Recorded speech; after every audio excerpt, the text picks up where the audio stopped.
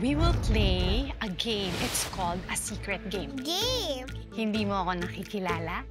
Mommy! This is the last time you're gonna see Yana. Pagod ka na, di ba? Then go! Leave! Nanay siya, hindi malapitan yung anak. It's unfair. Unfair, unfair, unfair. Di kayo pwede papasukin, sabi ni Sir Anton. Stay. Dadaling ko sa US si Yana. Kunin natin si Yana. Direktor ako. Mga artista kayo. Why not use our talents? Cheers!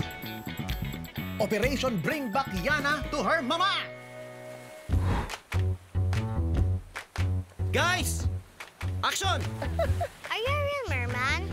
Yes, I'm a real merman. Guys, nandyan na.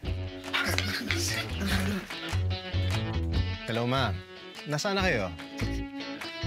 Kayo na bala kay Yana. Dali.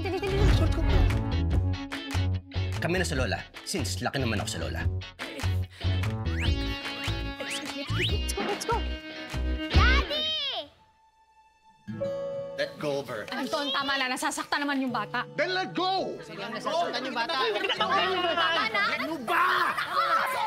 Tama na! Nasasaktan yung bata!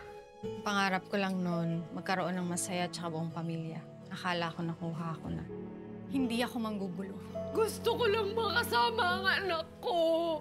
Huwag mo ko ilayo sa anak ko. Nangihimusap ako. Anton! Anong klaseng buhay yung kayang bigay kay Yana? Hintayin po kita, Mami.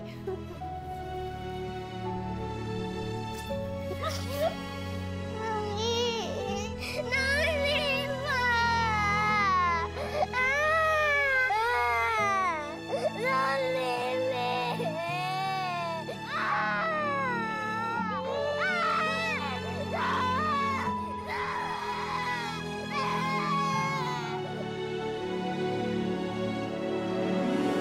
May mga tao talaga, pag mahal na mahal mo yung tao, gagawin mo yung mga kailangan mong gawin, yung mga sacrifices para doon.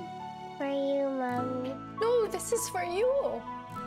Sabi ni teacher, it's also your day kasi it's your birth-giving day. But don't worry, ha? Nandito lang ako. Mommy! No! So, pinilaan niyo ng lahat ng to?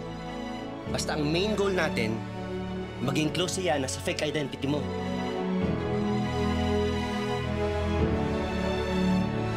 Everything will be okay.